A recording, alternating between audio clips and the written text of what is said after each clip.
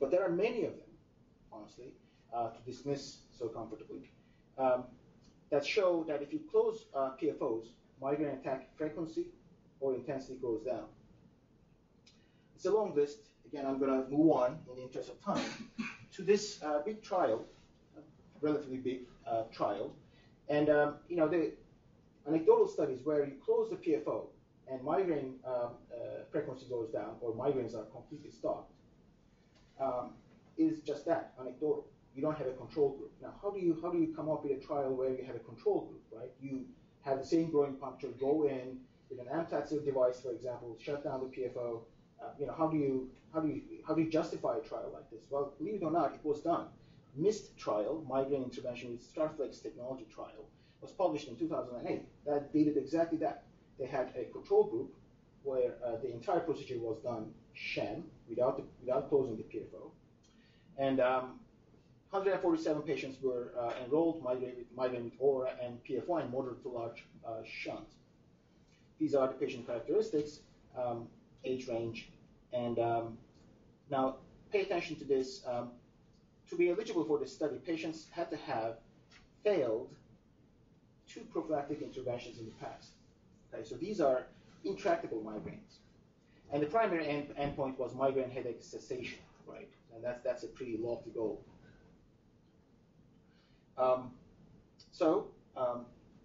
The trial turned out to be negative.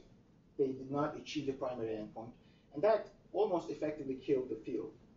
There are some other trials going on at the moment on PFO closure and migraine, but the excitement has been substantially reduced after the report of this trial. The problem with this trial, though, is that the selection of patients was troublesome because they had, as I said, intractable migraines. Some of these patients had 23 headache days per month. This is like having a migraine headache every day. That suggests a transformed migraine or a chronic migraine. And I don't blame them coming up with these inclusion criteria because this is an invasive procedure. You have to have a sham group. So these are not necessarily criteria for inclusion, but for justification of such an invasive procedure. But I think it doomed the outcome of the trial. So the jury is still out in my mind whether PFO closure has an effect on migraine. The other condition with paradoxical embolism is hereditary hemorrhagic telangiectasia, characterized by pulmonary AVMs with large shunts, and that also has an increased risk of migraine with aura. Okay, so about a 4-fold increase in migraine with auras in this group. And looking at the other mechanism, proposed mechanism, is that there's an upstream shared genetic risk factor leading to ischemia, but through other mechanisms causing or predisposing to migraine attacks. One such example is CADASIL, as I said, stands for this, the acronym. It's associated with mutations in NOTCH3, which is a gene expressed exclusively in vascular smooth muscle. Migraine with often atypical aura, atypical being severe or prolonged auras, like hemiplegic aura, is present in 1/3 of these patients, and that's much higher than the general population. And in fact, if you look at the timeline of the entire syndrome, migraine with aura is often the presenting symptom, precedes the first stroke in this lacunar stroke syndrome or disease by about a decade. The other features are T2 white matter hyperintensity starting mid-20s, and as I said, lacunar strokes starting mid-30s. So this again provides some food for thought. So now we can propose all these mechanisms based on genetic evidence or observational data from epidemiologic studies. But how do we prove causation, right? These just we can populate this further, but unfortunately we cannot perform experiments on our patients, right? So for that we have to turn to animal data. So what I'm going to do is show you some experimental data at this point. On how we tested one of these potential mechanisms. So again, seems like I put the most important things on the right side of these slides. So it's just cut off there. So the mechanism that I'm going to talk about is that a genetic risk predisposing, if you just look at that screen there, it's so crippling, unbelievable. So if you look at the screen, I can't even point at the screen there, the genetic risk is not predisposing to ischemia, but predisposing to infarction if and when the brain becomes ischemic. So in other words, it sensitizes the brain to ischemia, but at the same time makes the brain more excitable and predisposes to migraine. Hopefully, I'll be able to explain it a little bit better. So this is the idea. Migraine mutations or multiple polymorphisms coming together sensitizes the brain to ischemia. Okay, the brain is more sensitive to ischemia. And if and when the brain becomes ischemic, it infarcts sooner, infarct become much larger. But at the same time, predisposes to migraine with aura by increasing the brain excitability.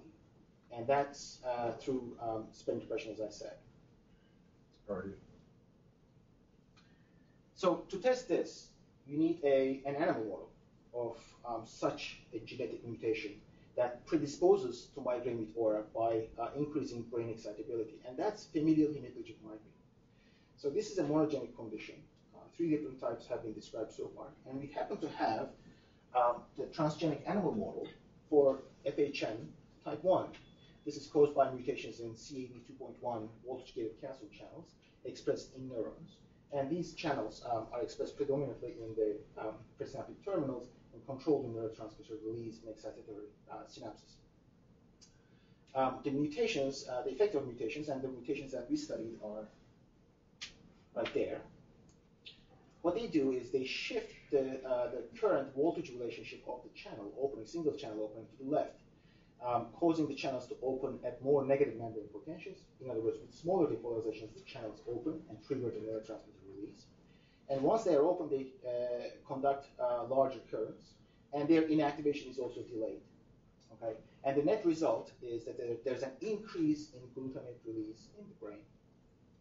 And again, I don't have time to show, but what this does, it actually augments the susceptibility of the brain to cortical spin depression. In other words, to migraine aura. Okay, this propagating depolarization event. We have a number of years back, we have shown that these transgenic mice actually have increased susceptibility to spin depression as a migraine aura surrogate. So we're trying to come up with an animal model that mimics the human migraine with aura, so that we can look at the brain's ischemic sensitivity to test this hypothesis, right?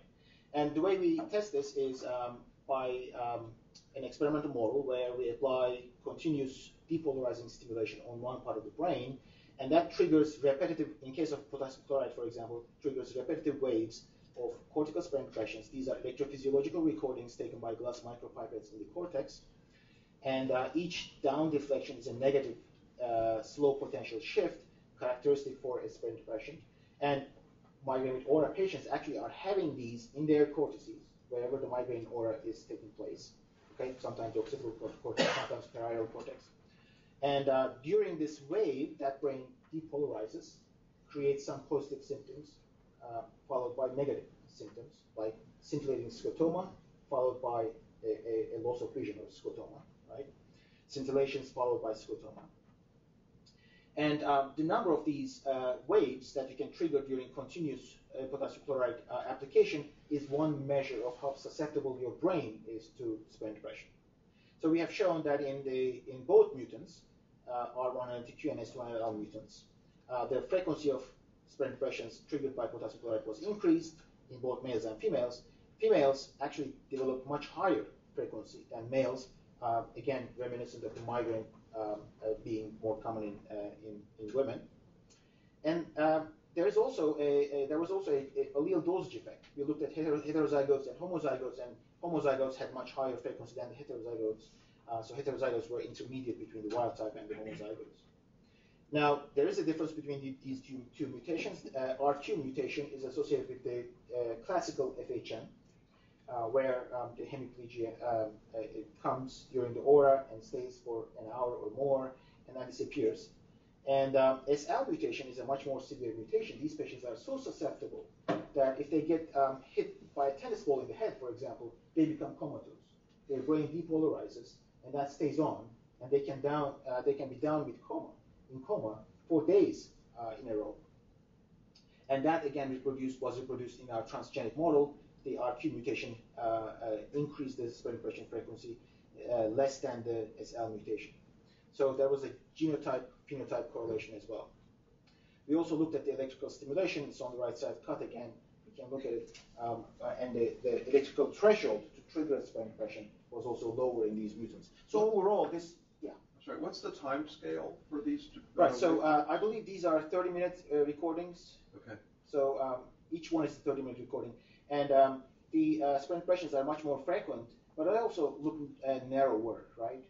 So you can cram in more. It's not because the time scale is compressed.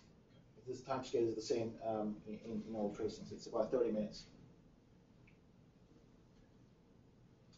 So now we had an animal model in our hands that reproduced migraine with aura. In fact, I didn't show you, but these animals, when you trigger a spleen impression, these animals actually become hemiplegic and stay hemiplegic for 30 minutes, much like the human condition. And in wild type, you trigger a spleen impression, they are a little bit stunned, but they recover within like a minute or two. They are back to normal in no time. Can I ask a question about cortical spreading depression? Do we know exactly what happens to the arteries or maybe the oxygen extraction? Oh, that's such a deep question. Great question. That's the second talk between 10 and 11. So it's a great question. Spleen impression is such an intense depolarization event that the entire brain tissue loses its membrane potential. It's a pun depolarization. Okay, so and it's believed to be because of opening of non-selective large conductance cation channels that the cells are actually swollen during that 1 minute depolarization. It lasts about a minute actually. If you look back to this, this depolarization is about a minute or so. Okay, maybe a minute and a half. So it's actually a short depolarization. But during that, all cells, microglia, and I bet smooth muscle cells and endothelial cells also lose their membrane potential because the primary inciting event is a massive release of potassium, intracellular potassium, to extracellular space. Extracellular potassium is about 3 to 4 millimolars at rest. It goes to 40 to 80 millimolars during spleen impression. It's a tenfold or more increase in extracellular potassium. And that flips the membrane potential. So of all cells. I mean, even if you don't have voltage-gated channels across your cell membrane, if you're exposed to 40 millimolar potassium, your membrane potential flips because of Nernst equation. Are these people susceptible to ischemia in other organs, like the heart? That's another great question. So there is an increased risk of cardiovascular events in migraineurs, and that's also a huge body of epidemiologic data. That's one. There is an association between migraine with aura and Raynaud's to suggest that peripheral vasoconstriction is also increased. So yes, I think the vascular or vasomotor reactivity is different in these patients. Now, what happens during spleen impression in the brain to the brain blood vessels is a different matter because there you have the spleen impression. In case of Raynaud's, you don't have spleen impression in your head, right? It's a cortical event. So those are two different things. During spleen impression, what I was trying to say is that because of the massive depolarization, it's a very energy costly process. You have to spend a lot of ATP, stimulate the sodium potassium pump to its limits to restore the ionic balances. Okay, all the ions have to be pumped back in and out to reestablish the gradient. So it's a very energy costly process. In terms of how the blood vessels react to it, depends on the species, experimental model, anesthesia. It's a very complicated topic. Some species, like rats, build a massive hyperemia. So it's like blood flow goes up by more than 100%. It's more than doubled in the wake of a spleen impression. And that was the prototypical response that is published in the literature for like 50 years. But we know now that some species actually respond by massive vasoconstriction to the same depolarization. The depolarization is identical, and that happens in mice. In rats, massive hyperemia. In mice, both of them are rodents, right? Very closely related. Mice respond with a massive vasoconstriction, like a vasospasm. So it's a very complicated topic in in terms of what the blood vessels do. And that's why I cannot believe the migrainous infarction story that easily, because we don't know where human brain is in terms of that spectrum, right? Dilation or constriction, but there is data suggesting that human brain also dilates. The brain blood vessels also dilate during sprain pressure. So it's complex. Just a real quick yes or no answer. Do you believe that the spring depression plays a role in expanding the penumbra following stroke? Of course. It's not. It's beyond belief. It's a definite. It's a given. There's so much data that there's no question there. Okay, so we have an animal model in our hands, FHM1 mutant or transgenic in kid mice, that recapitulates the migraine with aura signs and symptoms in mice. Okay. Now we want to test whether these mutations sensitize the brain tissue to ischemia to lead to larger infarcts, perhaps. And that's the question. That's the main hypothesis here. Now, the easiest way to test this is get these mice, subject them to cerebral ischemia, by just commonly used focal ischemia models, and see what happens to the infarct. That's how we started. And sure enough, these animals actually developed larger infarcts after focal cerebral ischemia. Again, the most important bar is cut there, but you can look at the TV screen. We used a classic filament middle cerebral arterial occlusion model, inserting a filament to the external carotid artery, advancing it all the way to the circular villus at the MCA origin, middle cerebral arterial origin, and causing ischemia. This representative TTC stained image shows the white portions as infarcts. Okay, so the infarct does not take up the stain. The red portions are intact, and this is a typical large middle cerebral artery infarct. We measure the volume of that infarct and express it on the vertical scale here. And at the bottom, what you see is wild type, heterozygotes, and homozygous mutants. This is the S28L mutation. Now, there is no bar there because all animals died. None of them survived. We couldn't get them through to our endpoint. Because of that, we actually reduced the ischemia duration, and the difference between wild type and mutant was much larger, suggesting that we were close to the ceiling here. There wasn't much room to grow.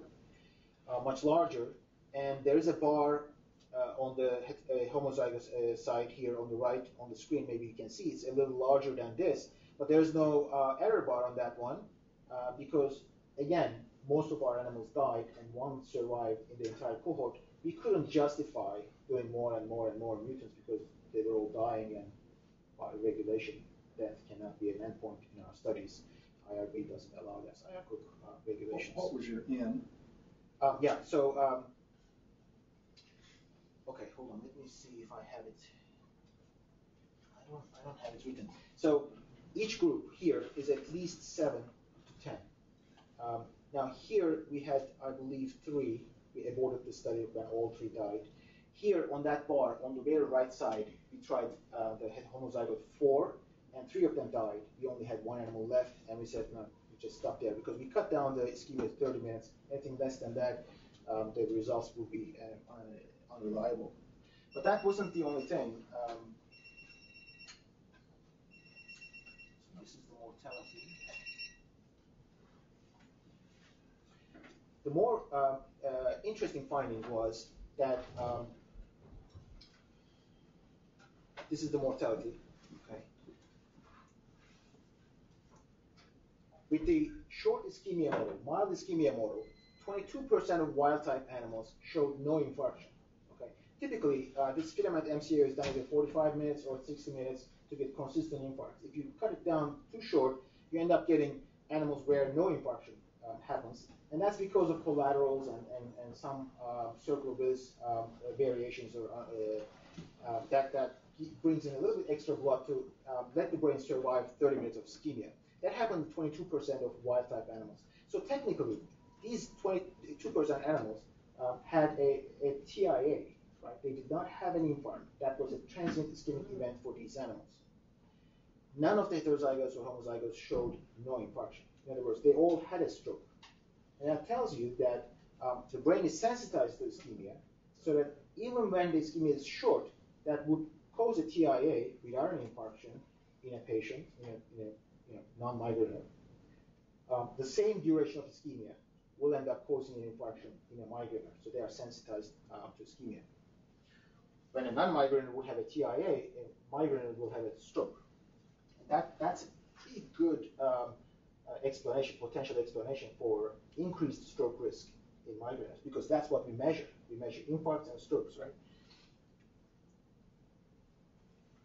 We also looked at the females. Once again, this is killing me.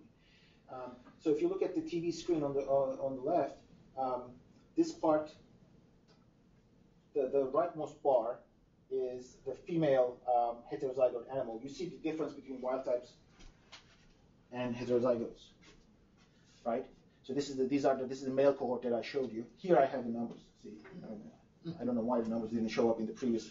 So the difference between wild type and heterozygote is much larger in female animals, suggesting that female brain is much more susceptible to the genetic sensitization to ischemia.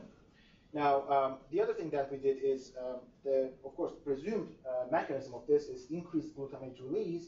So these larger infarcts are glutamate receptor dependent. So we tested the effect of an NMDA receptor blocker, MK-801, the most commonly used one, to see if we can actually abolish or diminish this genotype effect. And it did actually bring down the heterozygous animals' infarct volume down to the wild type level. So the difference between genotypes was entirely NMDA receptor dependent. And also MK-801 dramatically reduced the mortality in the heterozygotes. All right, so these are all infarct outcomes, right? How else can we look and test whether the brain is more sensitive to ischemia? What happens when you block a blood vessel? When the blood flow is cut down, after a couple of minutes, maybe 5 minutes in some cases, the brain undergoes anoxic depolarization. This is a diffusion bright lesion that you're looking at on MRIs. Okay, that's anoxic depolarization, cell swelling, this is cytotoxic edema, right? If the brain is more sensitive to ischemia or hypoxia, then you would expect the anoxic depolarization to happen much faster in these mutants, migraine mutants. Now, we have a trick. In mice, anoxic depolarization causes spasm.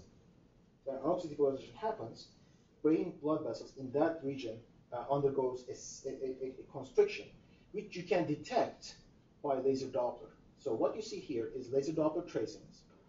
This is the baseline flow in both cases. This is when we block the common carotid artery to be able to insert the filament. Blood flow goes down a little bit. This is when you insert the filament to the origin of the middle cerebral artery, and the laser Doppler is in the middle cerebral artery territory. It's measuring the MCA flow. Okay? And after a latency of about 2 minutes or so, a secondary step reduction in blood flow takes place, and that marks the anoxic depolarization onset. We have done this electrophysiologic recording, confirmed this, and so forth. And this becomes anoxic depolarization latency once ischemia starts, right? And we looked at the latency in wild type and homozygous S1L mutants and found it, and heterozygous, of course, and found it dramatically reduced. So homozygous and heterozygous animals, the anoxic depolarization is taking place much faster compared to wild type animals. So this is one more piece of evidence, completely independent of the infarct volume. This is an independent measure suggesting that these brains are more susceptible to ischemia. Now, the next thing comes back to your question. These peri-infarct spreading depression waves are important contributors to infarct growth, right? So, in every focal ischemic brain, recurrent waves of spreading depression happens and propagates around the infarct. They are spreading depression waves triggered from the infarct boundary. We call them peri-infarct depolarizations. They look exactly like spreading depression waves when you look at them using intracortical glass microelectrodes.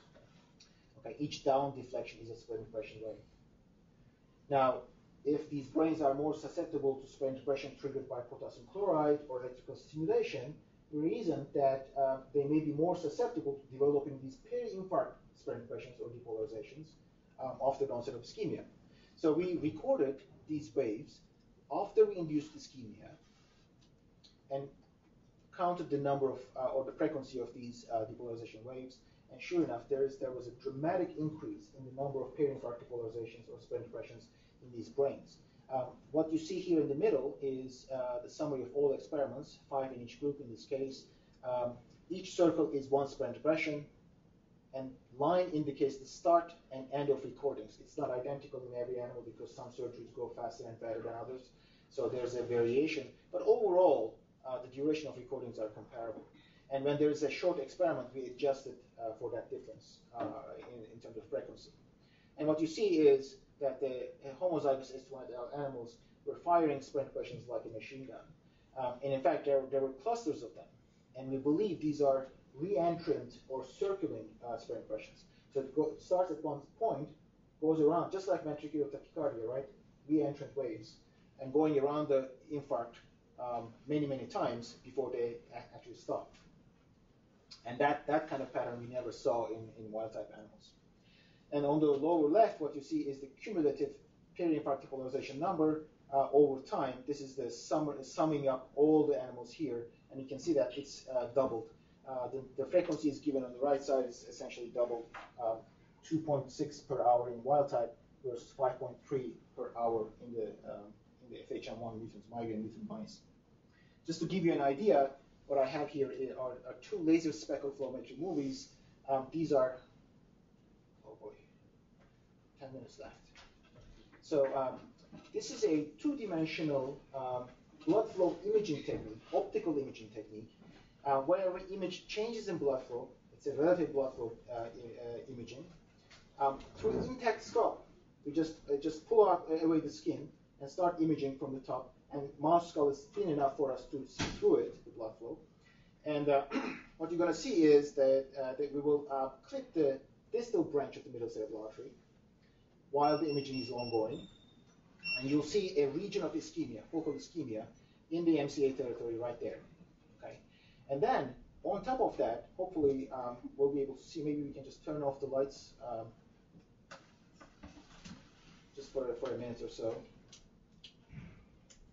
This one? I think it's the rightmost. Sorry, leftmost. Okay, well, anyway, so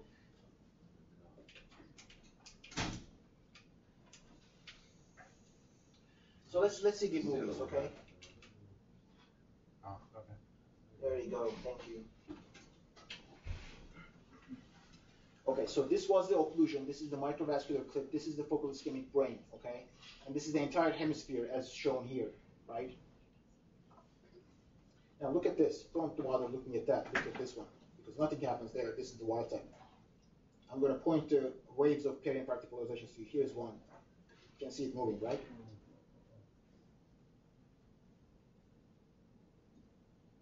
Here's another one. See these waves? This is fast forward, of course. Like it's like 5 times faster than usual, or maybe 10 times. Here's another wave. Here's another one. These waves keep coming back to back to back, and it's like truly remarkable because we don't ever see this pattern in wild-type animals. And each one of these waves is bringing an additional burden, energy burden to the brain tissue. The penumbra, which is the surrounding tissue right there, is already compromised, right? It has less blood flow, less oxygen, and now you're causing a depolarization in that brain, which sucks up the existing energy stores. So, and by this way, they expand the infarct. Now we can turn on the lights.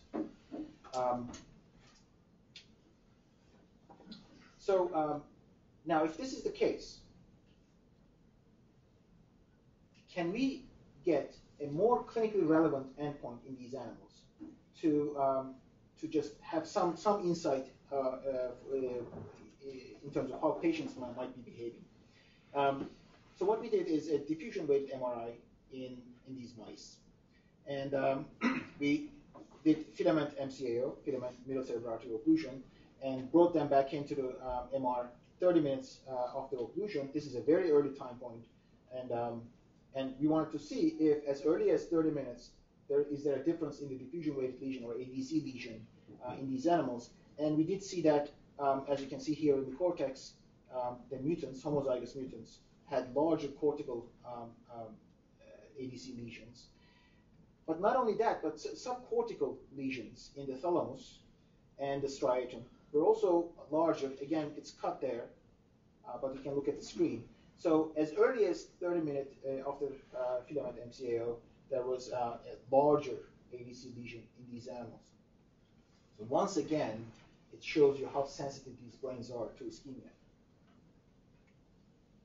All right, so these are all associations, right? How can we directly show, and this is complicated, I'll walk you through it.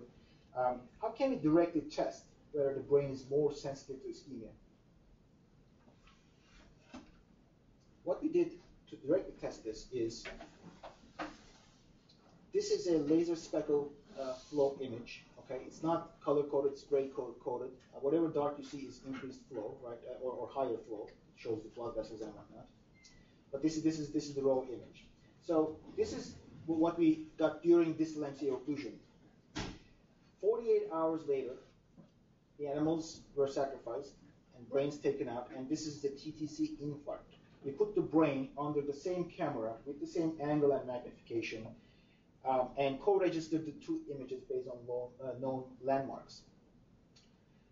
And then we placed a line starting from lambda to the occluded MCA, placed the same line onto the TTC brain. Okay. We then plotted the blood flow deficit, blood flow, along that profile during the ischemia, right, which is here. So as you go towards the occlusion, you get into the core. This is the penumbra. This is non-ischemic cortex, relatively non-ischemic cortex. Blood flow gradually goes down. Okay, so that's what you're looking at. This is the blood flow along that profile. Okay. And then we went back to the TTC image and measured the distance of the infarct edge from lambda, and came down to that blood flow profile, intra-ischemic blood flow profile, and found that distance to lambda and marked the blood flow at that point. This point is the blood flow deficit, intra-ischemic blood flow deficit at the infarct edge. Okay, so this is the viability threshold of that brain tissue. Anything, any tissue with less blood flow than that point end up infarcting. Anything with more blood flow end up surviving at 48 hours. Okay, is that clear? Okay.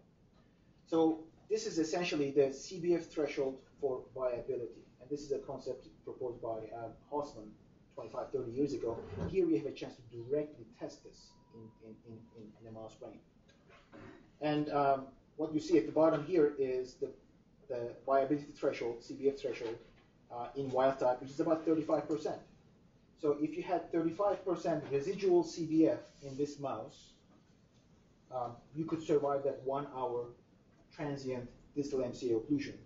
If you had less, you died. I mean, the tissue died. This threshold was significantly higher in the FHM1 mutant mouse. It was about 42%. So you needed 7% more blood flow to survive. For example, if you had 40% CBF, residual CBF, in the mutant, that tissue died. In the wild type, that tissue survived. Okay, that's what it means.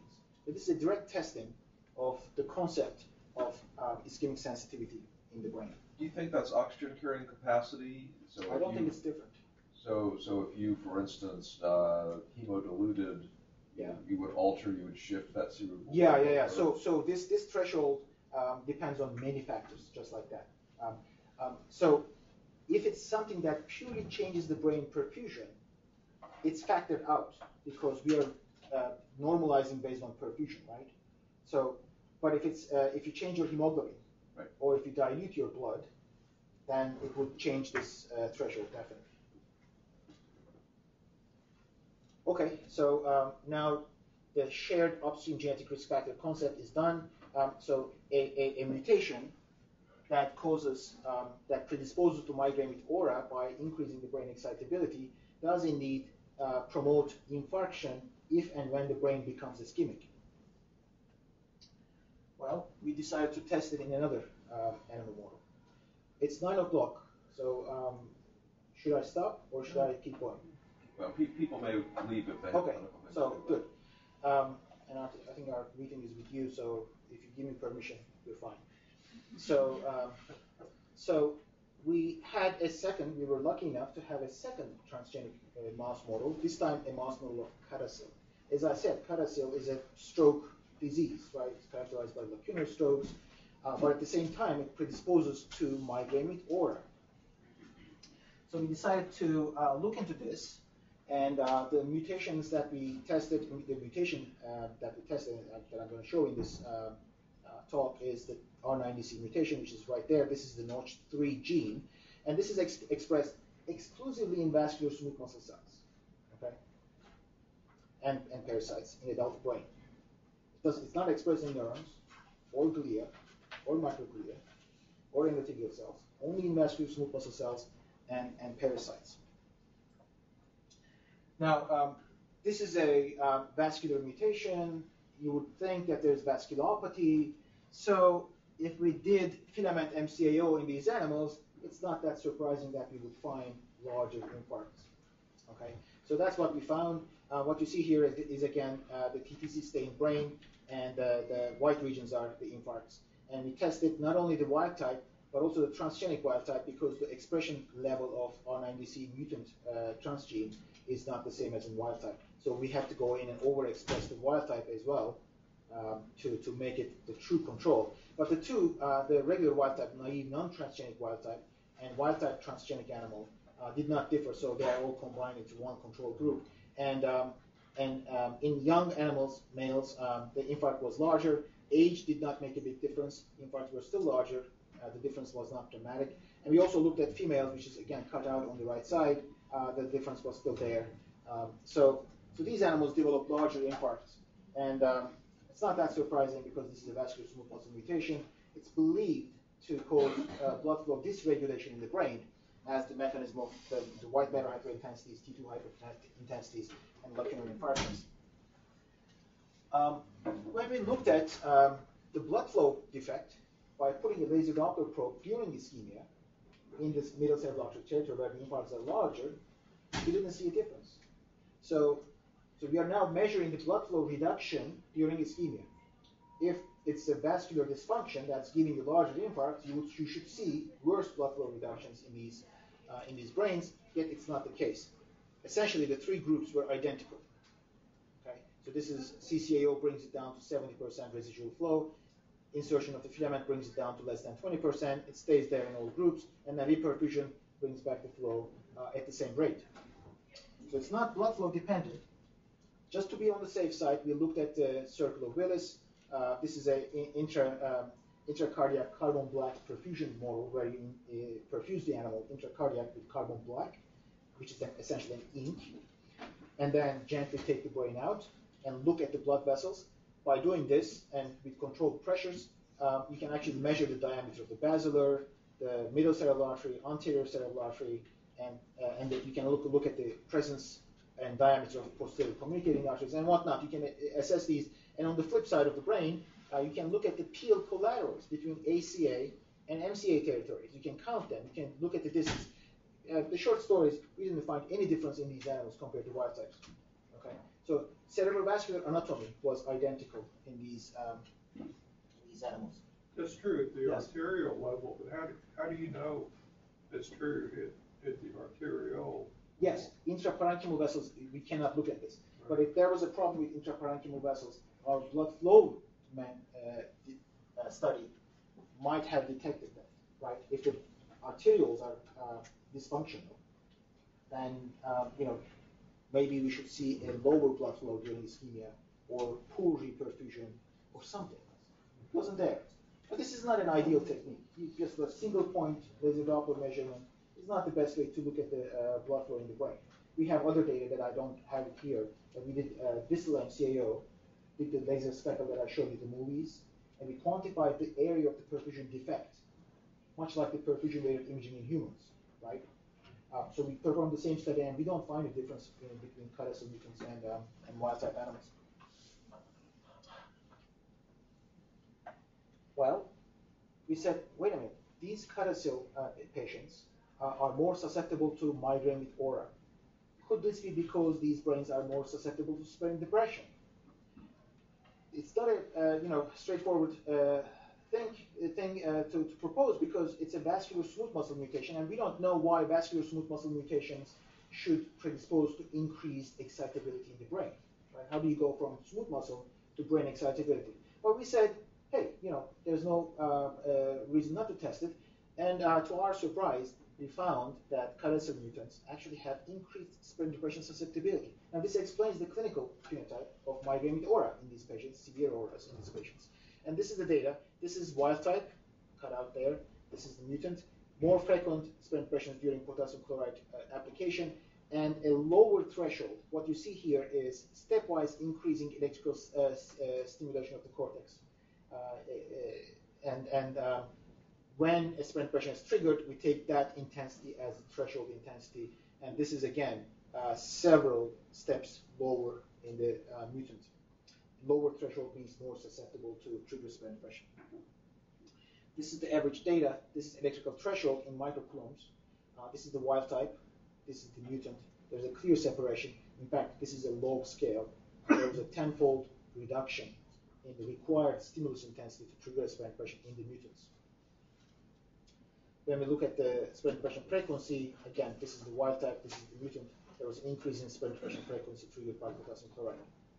So these animals are more susceptible to sprint depression, just like the FHM1 mutants that I showed you.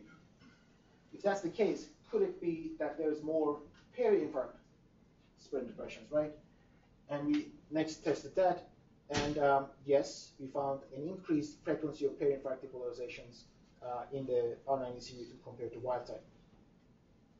This is again the same pattern of expressing the data, recordings, each one is a sprint depression. And the frequency of sprint depressions is not quite doubled, but close enough. 2.7 in the wild type, 4.4 per hour in the R90C mutant. The FHM1 mutant was like 5.4 or something like that, 5.3. Is there any idea what I can see a recurrent wave, but what the trigger is for these waves or the initial onset?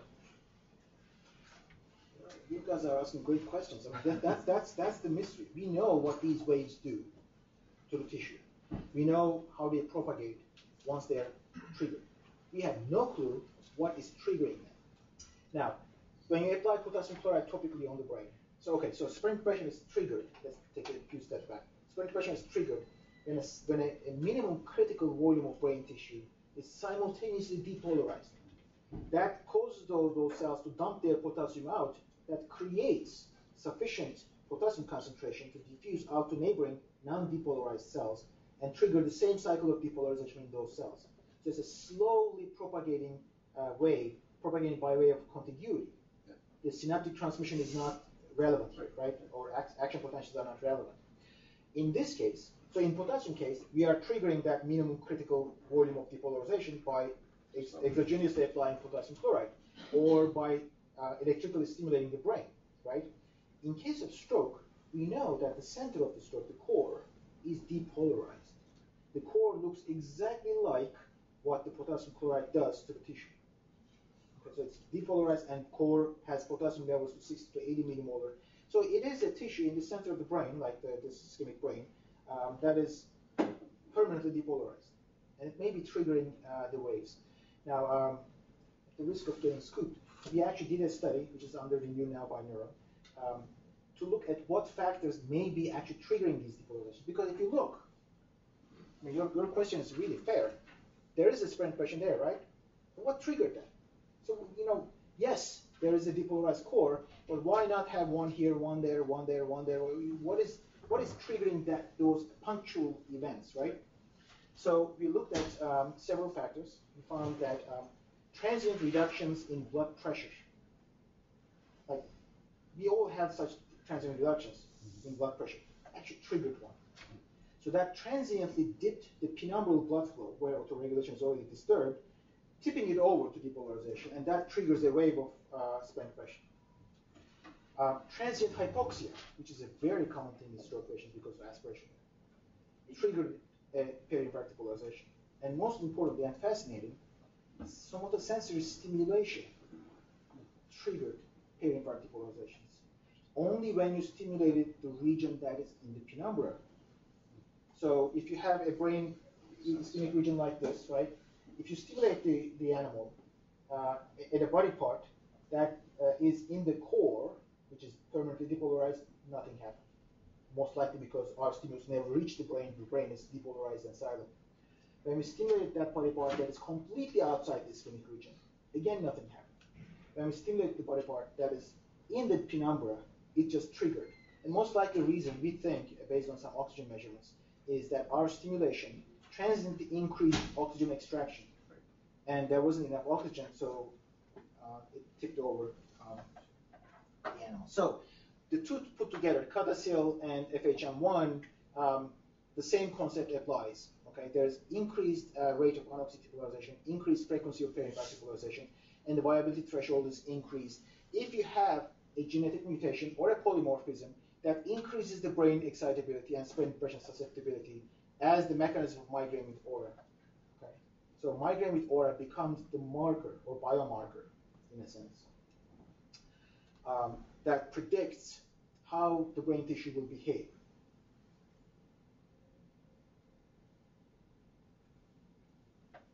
Now, this has some clinical implications, and since a fair amount of people still in the room, I'm going to keep going.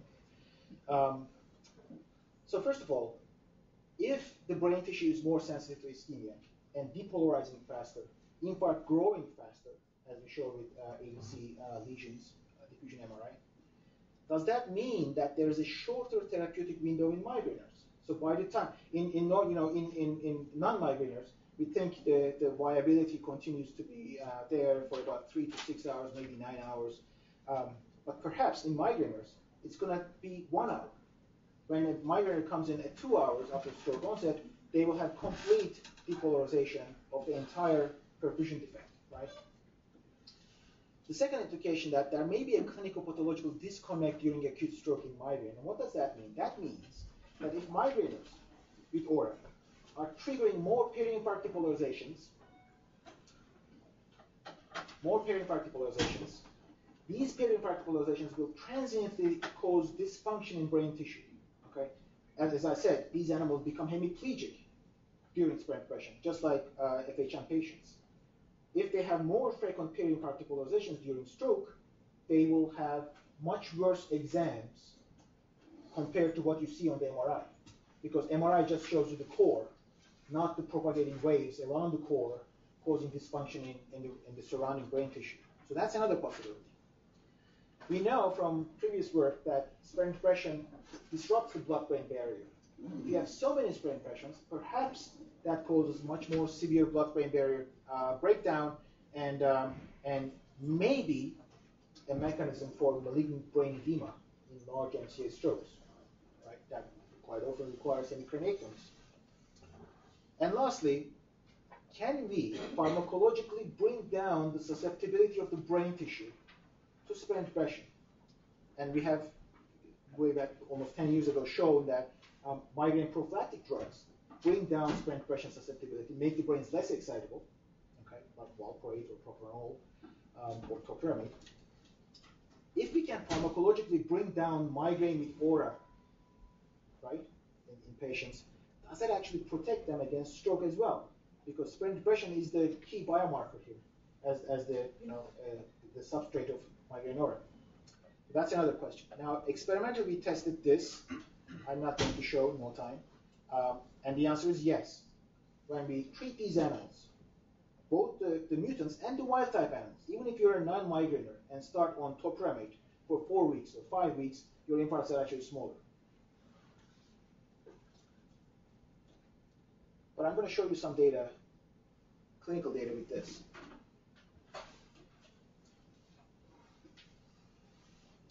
So how do we test this? Let's go back. How do we test this shorter therapeutic window in migraineurs?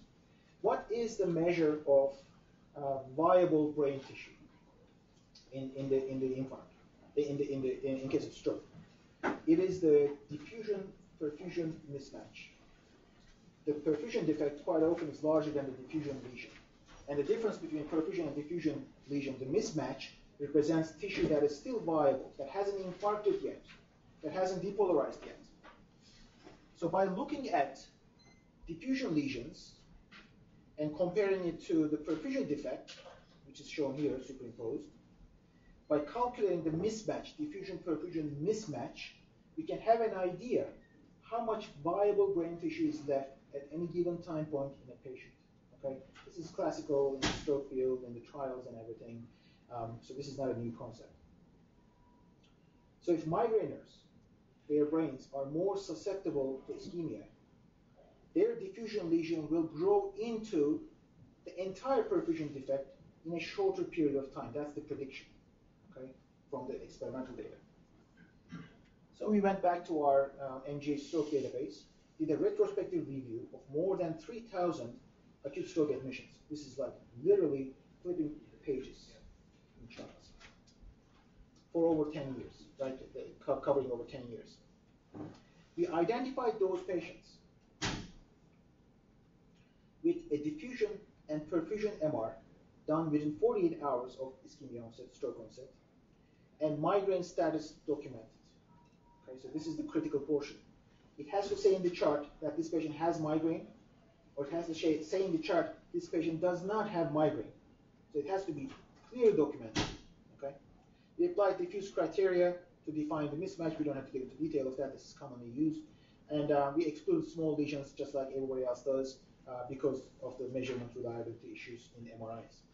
So we ended up having, out of those 3,000 patients, 27 patients non-migraineurs and 45 migraineurs, where the charts clearly indicated their migraine status. Okay? And our primary endpoint was absence of diffusion-perfusion mismatch. Okay? So we asked the question, how often do we see diffusion lesion as big as the perfusion defect in these two groups? And these are the population characteristics. This is not the data. So just to point out that migraine patients were younger by about 15 years, okay? And as expected, if you're a migrainer and have a stroke, you tend to be younger, or the other way around. And they were more likely to be females, okay? And they had less vascular risk factors. And most importantly, not this one, I'm going to rush through it now. Migraine patients actually received IV thrombolysis or endovascular treatment more often than the non-migraineurs. Okay, this will be important when I show you the results. And the next important point is that time from onset to MRI, which is an important measure. If one group has 12 hours from time of stroke onset, another group has 18 hours, that 6-hour difference will potentially confound the growth of the lesion measurement, right? The later MRI will be more likely to show no mismatch because there was more time for a diffusion lesion to grow. And that was comparable between the groups. In fact, it was a little bit shorter in the migraineurs, okay? So meaning that it works against the hypothesis. And here's the results. The number of, the percentage of patients in the no migraine group with no mismatch. No mismatch means diffusion lesion as big as the perfusion defect. The core grew all the way to where it's supposed to grow, right? There's not, so it's a having no mismatch is an indication of brain excitability or susceptibility to ischemia. Okay, only 4% of our non-migraineurs had no mismatch. 1 out of 27 patients had no mismatch. All the rest had some degree of mismatch. Okay, and this is expected. This is consistent with what has been published in the literature in the past. But in migraineurs, any migraine, I'm not splitting up the migraine with or without or at the moment, right? Any migraine, 45 patients, 22% of them actually had no mismatch. So this is a statistically significant difference. If you look at the migraineurs with aura, the ratio is even higher. 36% of patients actually have no mismatch. So 4%, 22%, 36%, meaning that if you have migraine with aura, you're much more likely to have the entire perfusion defect or tissue at risk infarct by the time the MRI is done. Okay? And if you look at the odds ratios, so odds ratios of having no mismatch, any migraine had a 7-fold increase in the risk of having no mismatch, rapid infarction. Migraine with aura the odds ratio was 15. This is statistically significant. And this is unadjusted. Now, we also adjusted this data based on time to MRI and based on proximal occlusion, based on thrombolysis or endovascular treatment. All those confounders, we controlled for them because we had the sufficient sample size. And the results not only remained, but the odds ratios were increased. And these are the p-values on the screen right there. So this is just to show an example. This is the MRA, proximal occlusion, M1 occlusion in both cases. This is a control. This is a migraine patient. And this is the MTT defect. Quite comparable between the two. Yet the control patient had a tiny dixel of diffusion lesion there, but the migrainer infarcted the entire perfusion defect. This is just we selected in the entire cohort just to demonstrate the point. And I'm done. Thank you. Was there a difference in TPA success rates in migraineurs? We don't know. Those are all things that one can look into as part of a clinical project. This is a great fellow project, for example. We just hand out. But you have to have a population, yes. I have a question. Just let me know if I understand it well. So people with migraine, they don't have higher incidence of CVA. They have higher incidence of TIA flip to stroke. Is that correct? So are you asking based on available clinical data, or are you asking based on the experimental data that I showed you? Everything. What do you think? Well, we have really no clear evidence whether migraineurs are having more frequent ischemic events. Okay, so so it's an upstream ischemia, right? Yeah. Except for two. One is PFO. PFO is a problem with the heart, right?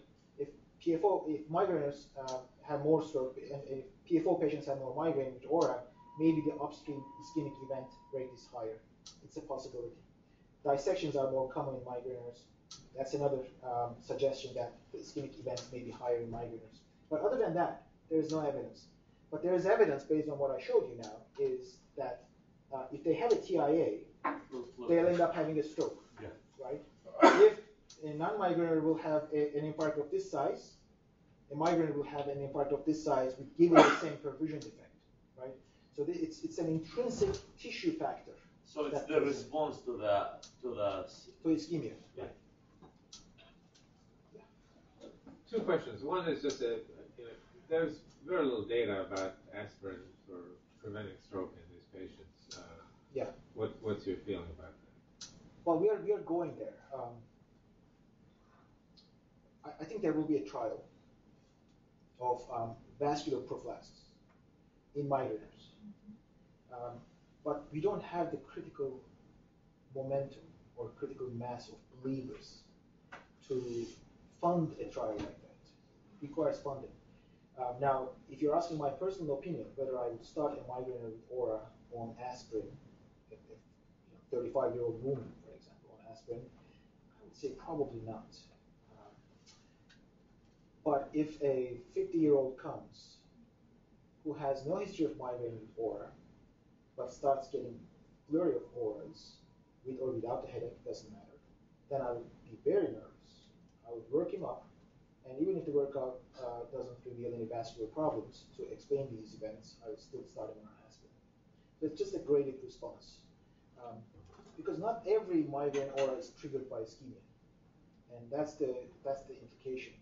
Now, so if somebody has an additional risk factor, if somebody's on oral contraceptive, for example, and having frequent migraine with auras, that may tip me over putting them on a baby aspirin, for example. But there is no evidence to suggest to back this up. This is purely anecdotal. Thank you. My second question is kind of philosophical. I used to believe that cortical spreading depression was actually a protective mechanism for the brain. Yeah. But all you've told us today is that it's not actually. It can vary the time. So what's the purpose? Why is it there? You guys are asking good questions. So the notion that spreading depression is protective comes from preconditioning studies. Okay, so you expose the cortex to spreading depression, and then you have several of them, then come back, I think, the next day, and do filament MCAO, you end up seeing smaller infarcts. First of all, we could never reproduce those data. We did it in our lab, and we never saw a smaller infarct. So I'm skeptical. The second thing is, it is not protective in itself, but it conditions the brain. So one would think that if you're having migraine with auras, and if they are sprint depressions, your brain is now more resistant to ischemia because of this preconditioning effect, right? Data speaks the other way. So, so in terms of preconditioning and protection, I don't believe that. But sprint depression, as it is happening, it is a very energy-expensive process. It causes inflammation. It opens the blood-brain barrier. So itself, as it is happening, its direct effects are not protected. They are. I'm not saying they are harmful. They by themselves can kill the cells, but they are not working in a protective direction. If anything, they will make things worse. Now, if they are superimposed onto partially ischemic brain, they are harmful. So they can then directly kill the cells because the cells are already compromised. You had mentioned using Topamax, I think, in one of the experimental studies. What's your favorite drug then, if you have somebody that seems to be having a significant migraine with aura? Well, in our hands, the most potent is valproate, but it's less agreeable for most people because of the side effects. Topiramate is something that I try quite often. Now, mind you, I don't treat migraine patients. I'm not a headache specialist. But when I get someone like that in the clinic, I try topiramate. And I hate, as a scientist, I hate speaking of personal experience, because first of all, I don't have that much personal experience, and then personal experience can be very confounded and skewed. So if, topiramate is probably the one that I would go first. The drugs that we tested that bring down the sprint depression susceptibility are valproate, topiramate, propranolol, amitriptyline, methotrexate, and lamotrigine. All five actually are very effective in bringing down these sprint depression numbers in animals if you treat chronically. Lamotrigine looks like it does not require chronic treatment. We also tested gabapentin, but that's a little dicey. Lamotrigine appears to be the most potent in suppressing sprint depression susceptibility because it doesn't really quite require as long a treatment. In migrainous, for example, you have to treat patients for maybe a month or two to start getting the reduction in migraine frequency. It takes a while for the effect to build up. They don't go away like a knife the day you start. So the effect in animals is reminiscent of that.